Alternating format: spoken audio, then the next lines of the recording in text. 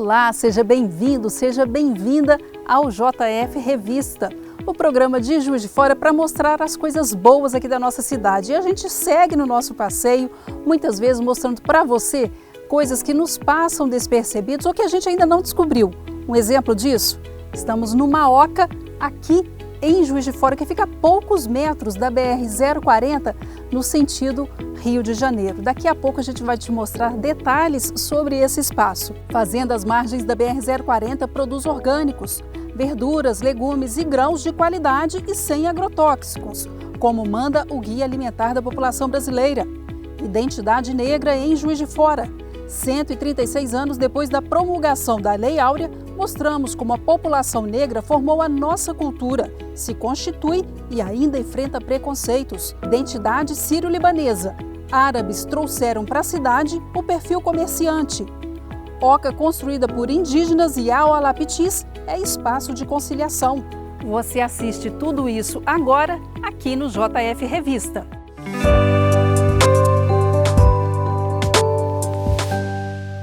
O Guia Alimentar da População Brasileira teve modificações recentes e está priorizando os produtos naturais. São queijos, verduras, legumes, oleaginosas. A gente já falou sobre isso aqui no JF Revista.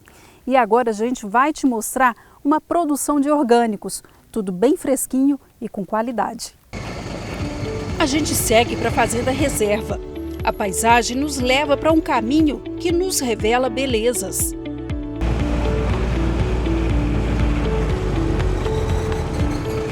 E descobrimos as maravilhas que a natureza nos oferece. É um convite para desacelerar e apreciar o que a gente encontra na simplicidade.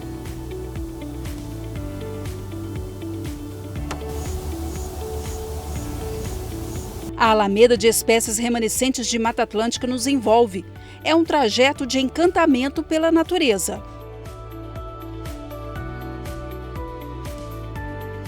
Esse trecho que a gente percorreu até parece distante lá da BR-040, mas não é não, é apenas 1 quilômetro, é por ser estrada de terra.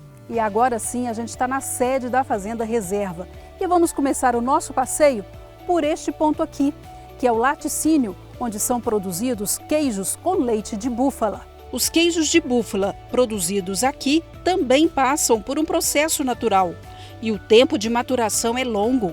Eles vão ficar 6 meses em maturação. Por quê? Porque ele precisa desse tempo, por exemplo, um queijo assim mais delicado e tudo, ele precisa desse tempo de 6 meses para poder ser consumido. Do laticínio a gente parte para onde as búfalas são criadas. A fazenda tem 70 cabeças que vivem soltas no pasto. Entre elas há apenas um macho. De forma geral, os búfalos são mais rústicos e fortes. Por isso se adaptam facilmente. Algumas estavam mergulhadas no açude raso.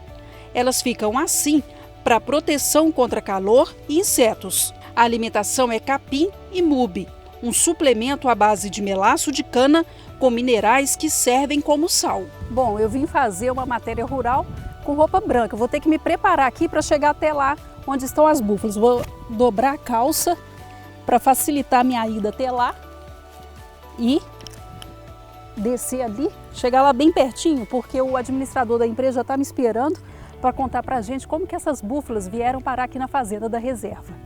Enfim, são 70 búfalas? Hoje nós temos aqui no nosso plantel 70 búfalas, elas são espalhadas aqui dentro da propriedade mesmo.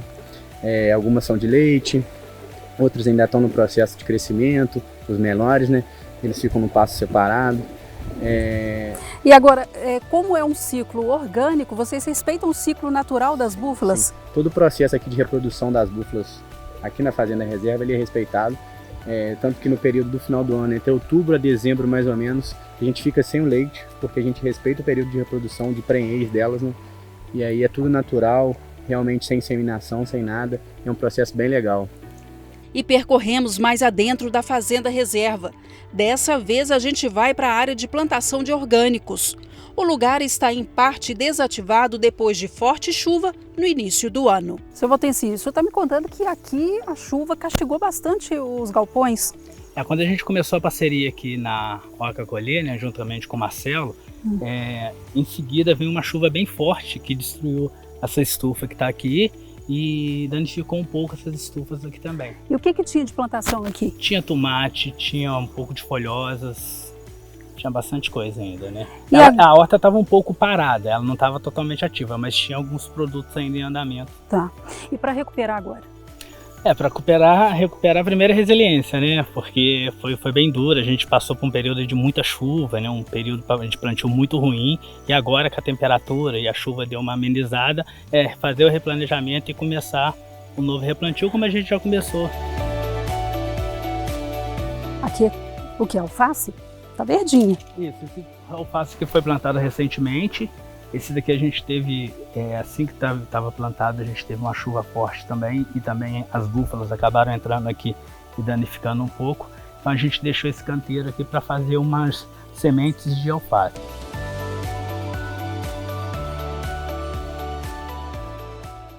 Fica comigo, porque no próximo bloco a gente vai falar como a população negra em Juiz de Fora ainda precisa enfrentar preconceito e o racismo estrutural. E mais, uma oca na cidade é construída para ser espaço de acolhimento e mediação de conflitos. É já já.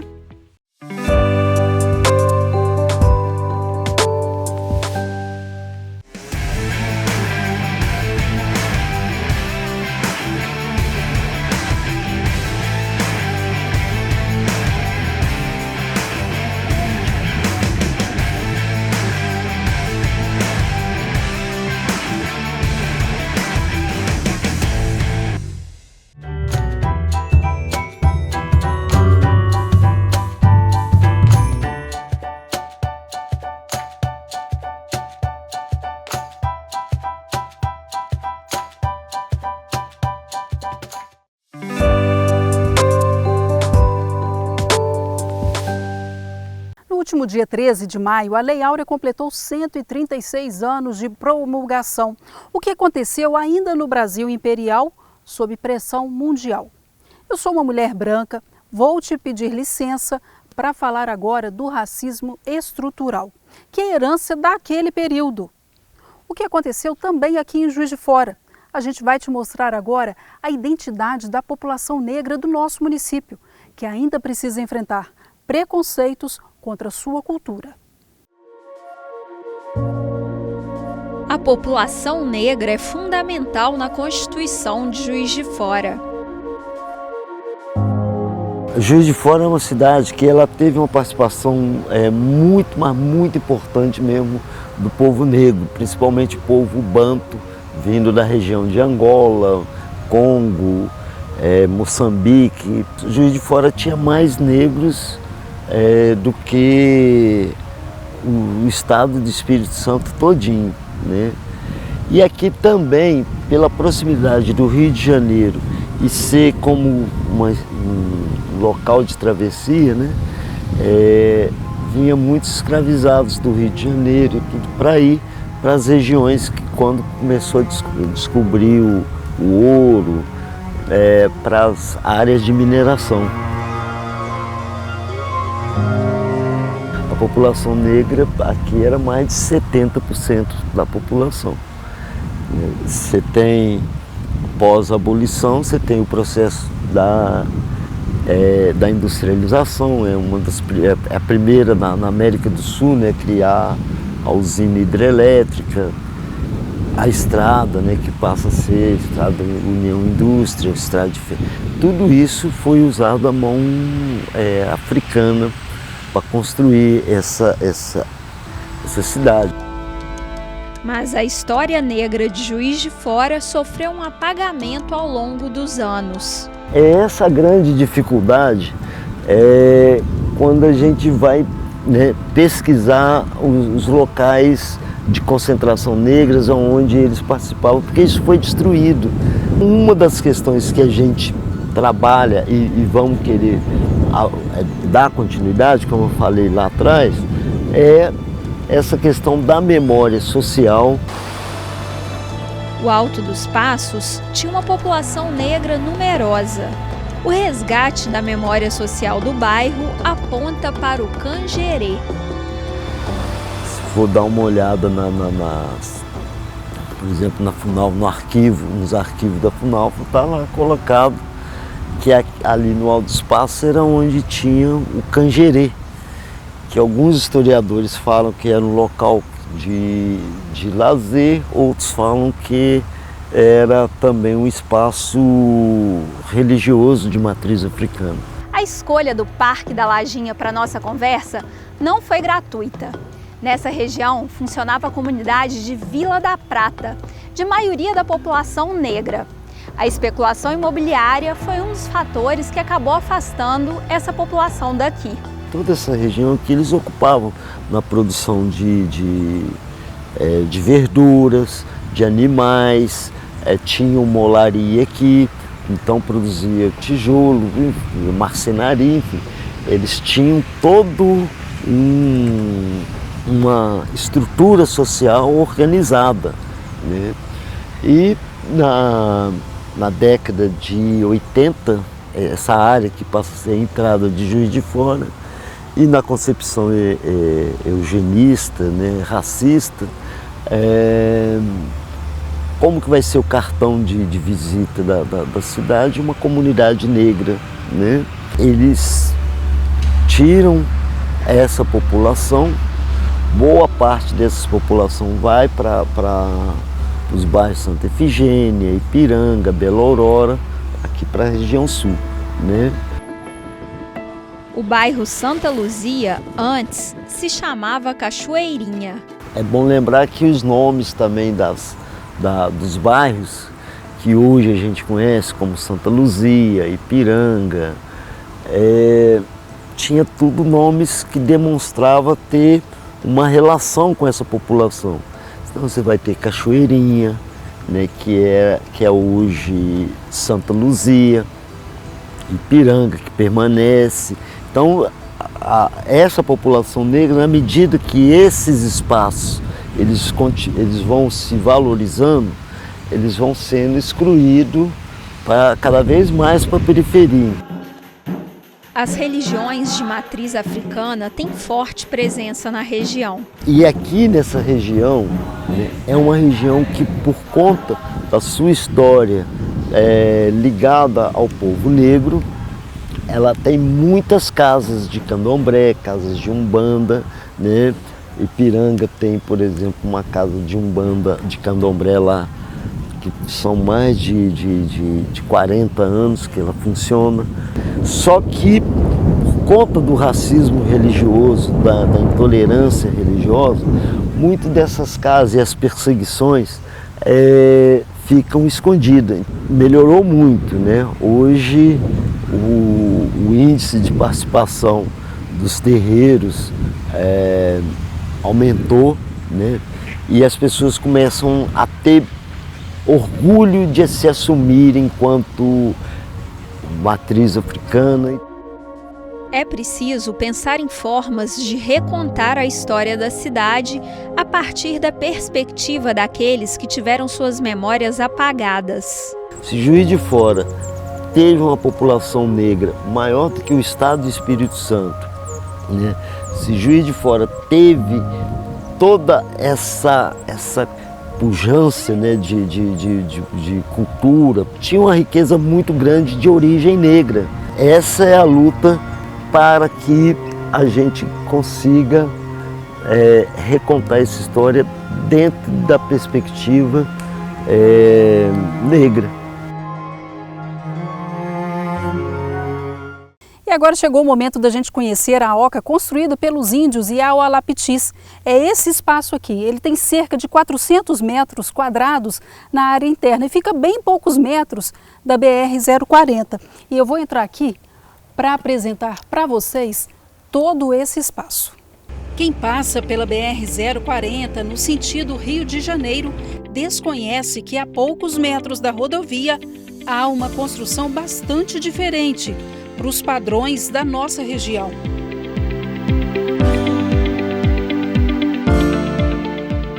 É uma oca. A construção oval de 400 metros de área interna é uma representação ancestral do Alto Xingu, na zona da Mata Mineira. A oca foi construída em Juiz de Fora em 15 dias por representantes da etnia Iauá-Lapitis. Foram colocados aqui mais de 30 toneladas de piaçava. São 2.300 pentes de madeira de eucalipto sobre a estrutura também de madeira. E o que chama a atenção é que não há emendas. E a sobreposição das palhas é o que fortalece a infraestrutura. É a Oca a Acolher, um espaço usado para mediação de conflitos e eventos. E em cada canto, referências da cultura Iauá-Lapitís. Os adornos, as toras de madeira demonstram força. Dentro da etnia, a Oca representa um abraço, o acolhimento e em cada canto da Oca, mais símbolos ancestrais. A pintura deixada aqui é um espaço ainda de contemplação ao horizonte que a natureza nos oferece.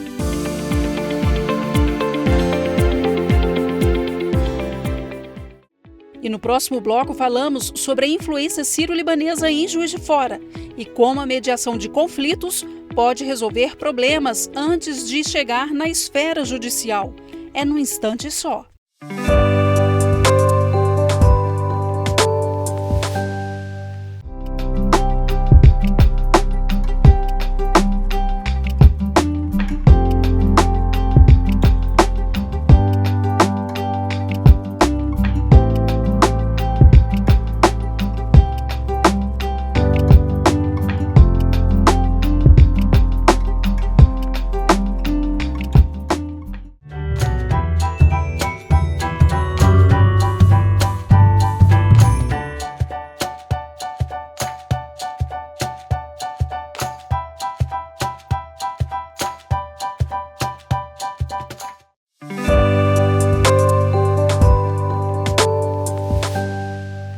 Ainda dentro da identidade de Juiz de Fora, tem um grupo que a gente não pode desconsiderar. A gente vai te apresentar agora a população sírio-libanesa. Eles trouxeram aqui para o município, como interferência, o perfil comercial. Vamos ver como que foi isso? As cores e a textura dão um tom e a característica de quem cuida desse lugar. Dona Munira é vivacidade pura. Aos 86 anos, é a disposição em pessoa e quem dita as regras dessa loja de tecidos que fica no centro de Juiz de Fora. Não é um estabelecimento comercial qualquer. Neste mês, ele completa 90 anos de existência e é parte de uma história que tem a ver com a formação de Juiz de Fora, os imigrantes. Dona Munira é síria e chegou na cidade de navio aos 16 anos, quando outros sírios libaneses já estavam por aqui. Os sírios, quando começaram a chegar aqui, primeiro veio Gatasbara, depois veio a loja síria do Smokdesse. E o resto viajou todo pelo Brasil. Meu cunhado e meu tio, eles estavam um em Piraju, outro em Cerqueira César. E muitos outros nesse estado do Rio, mas todos colocaram eles como empregados. A resposta do país sírio foi clara. Vocês vão para Juiz de Fora, é uma cidade em Minas Gerais, mas tem lá o Gatasbara e família e tem o Smokdesse. No começo foi difícil, faltava o principal para se abrir o negócio e trabalhar por conta própria, o dinheiro. Os sírios libaneses, então, precisaram dar um jeito. Eles davam para eles uma caixa, punham uns cortes de vestidos e umas coisas, e eles saíam mascateando. Eles iam nos lugares, vendiam os cortes, recebiam o dinheiro, chegava o trem, ia até o trem, vendia, chegava depois e pagavam o tecido que eles pegavam, e pegava outros, que eles não tinham dinheiro, então pegava, eles emprestavam, e foi assim crescendo. Em 31 de maio foi inaugurada a loja de tecidos pelo tio e o que viria a ser o cunhado da Dona Munira. A vida continuou. Entrou a guerra, eles não podiam ir para a Síria para casar. Aí foi meu tio em 1939, casou e voltou. A mesma coisa o meu cunhado. E foram todo mundo trazendo as famílias para cá. E eu cheguei ao Brasil 20 de fevereiro de 54. Primeira coisa que eu vi, o bondinho ainda passava aqui. A gente saía daqui e ia até São Mateus, não tinha igreja não. Aí um dia falou comigo assim, vou mostrar para você uma coisa que você nunca viu. Era o carnaval. O carnaval era na rua e na rua Alfred. Aí eu fui. Nossa Senhora, eu enlouqueci na hora que eu vi as danças, as passistas na hora. Eu fiquei maluca, nunca tinha visto isso na minha vida.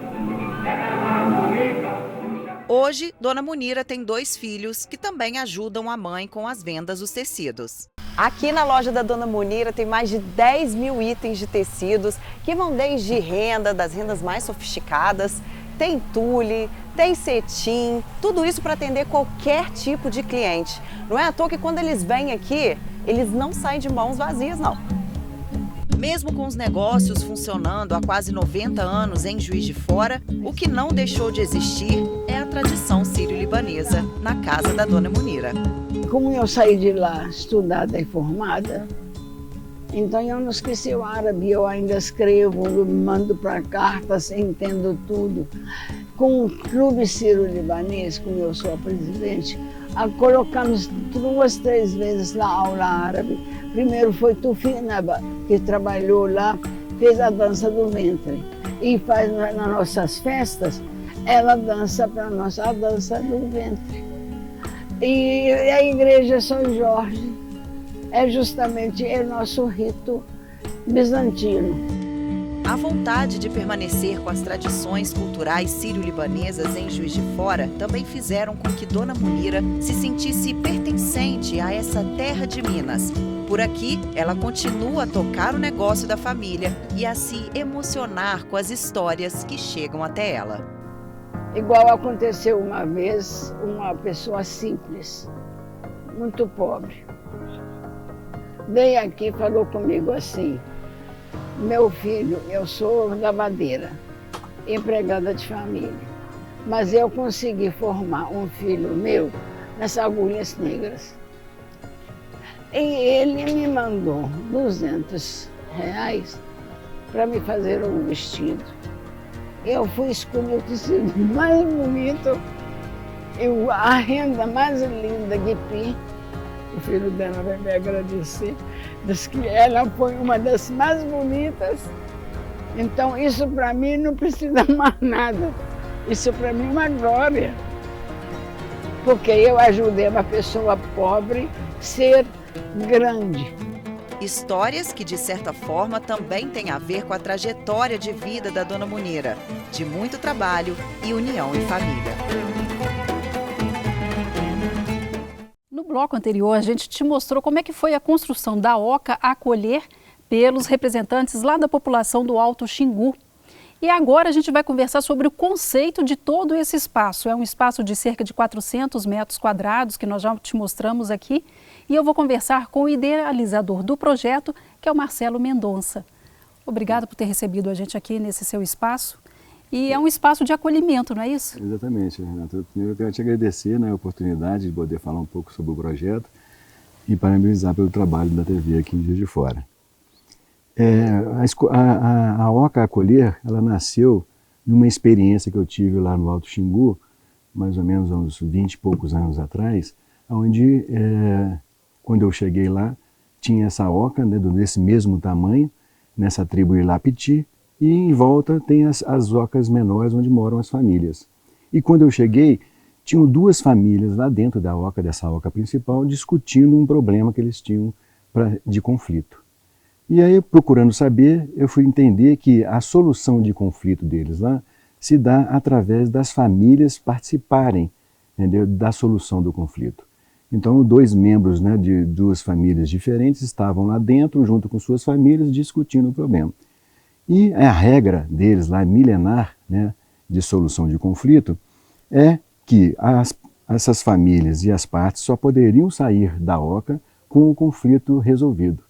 E o mais interessante é que, além de só poder sair de lá com o conflito resolvido, ou seja, passavam dias lá, se precisasse, dormiam, dançavam, comiam lá dentro, também só podiam sair festejando a solução, ou seja, tem que ser uma solução que atendesse os interesses das duas partes, os dois têm que sair satisfeitos.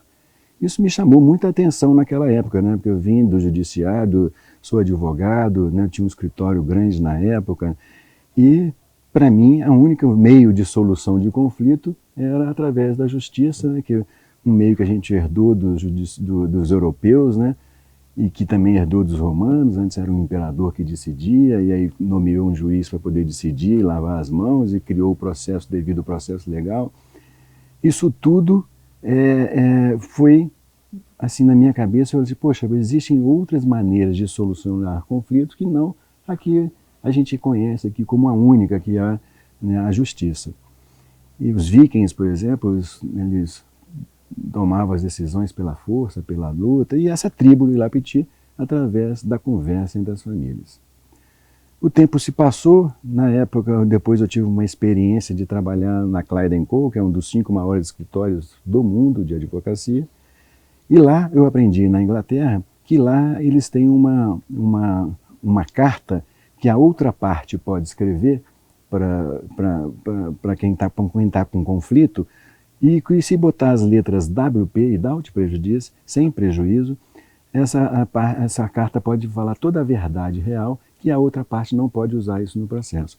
Na época eu lembro que eu questionei isso ao Peter, que é um dos donos do escritório, e ele falou, não, mas isso aí não é utilizado de maneira nenhuma dentro do processo, porque se acontecer isso tem multa, o advogado perde a OAB, etc.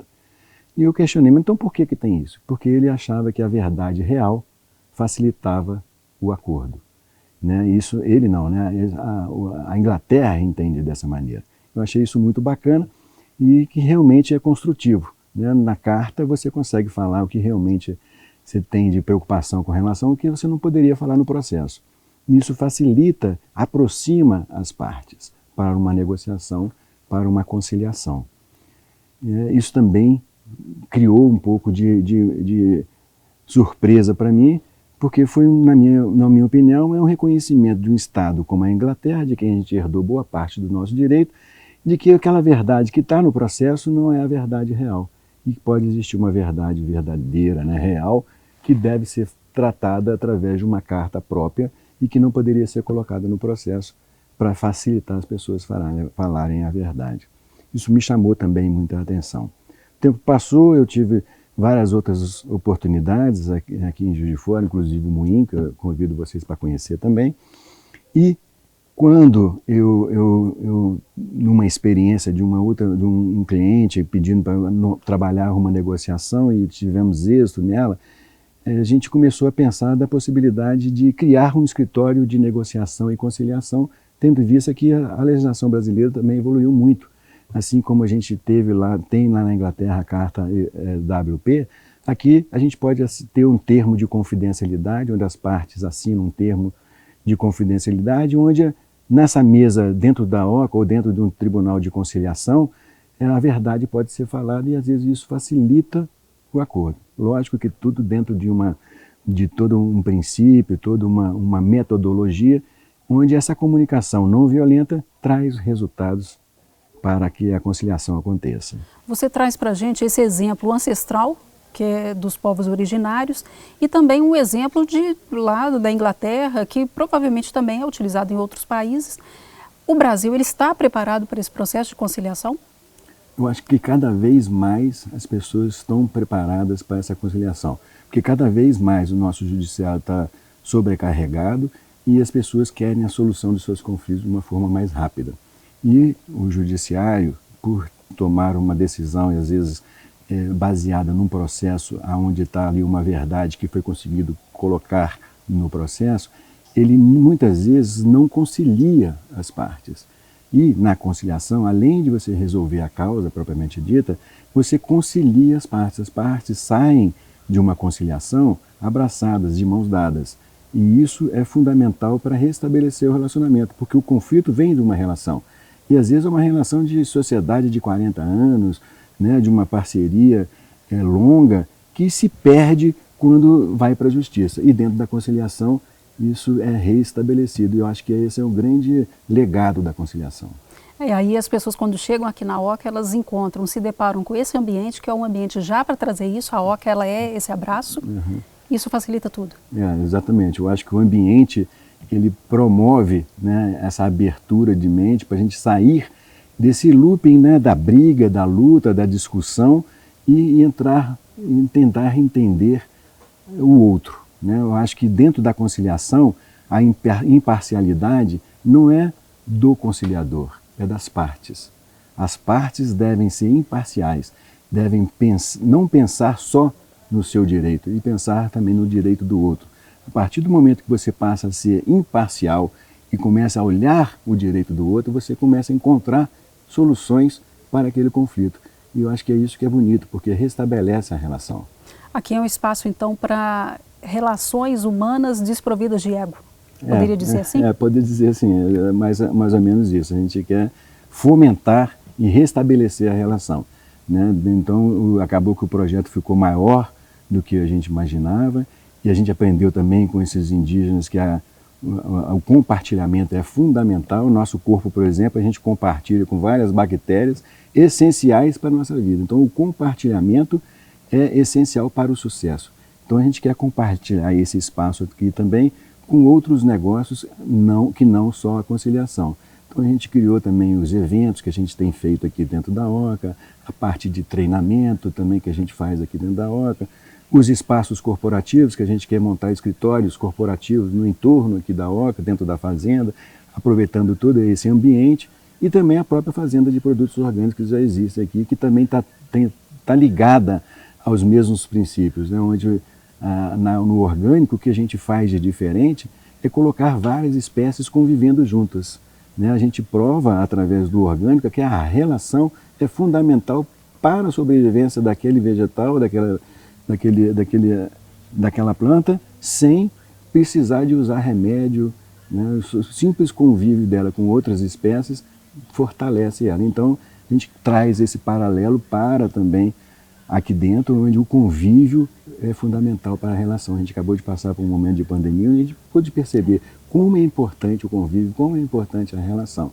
Então, tudo que tiver a ver com relação, a gente quer fazer aqui dentro da OCA. A gente quer acolher as relações. Então, tanto promovendo a conciliação e restabelecendo a relação, como promovendo evento e criando novas relações, como também treinando pessoas para poder ficarem mais compreensíveis e com isso facilitar a relação delas que já existem, como também junto aos produtos orgânicos, que também o alimento ele é um fator agregador da relação. A gente quer conhecer uma pessoa melhor, a gente chama ela para almoçar, para jantar, a gente quer confraternizar dentro da família, a gente chama para um churrasco no final de semana. Então o alimento ele tem essa força de agregar pessoas, de fortalecer a relação. Para finalizar, e a gente voltar ao conhecimento ancestral das boas relações e o conhecimento ancestral mesmo desse acordo, não é isso? Exatamente, é isso aí. A gente aproveitar, né, a sabedoria, né, dos povos ancestrais, aplicar isso dentro da nossa realidade hoje. Eu acho que isso é a grande sacada de diferencial que eu acho que a gente está trazendo. Perfeito, Marcelo, eu agradeço a sua entrevista, obrigado por participar com a gente aqui do JF Revista. Mais uma vez, eu que agradeço. Muito obrigado, Renata, e parabéns pelo trabalho de vocês. Obrigada. O JF Revista termina aqui. Eu te espero na próxima semana para mais uma edição. Perdeu alguma de nossas reportagens? Quer rever o programa? Vai lá no YouTube, no Câmara Municipal JF. O canal 35.1 da JF TV, a TV legislativa da Câmara Municipal, está no ar 24 horas para você. Te espero semana que vem.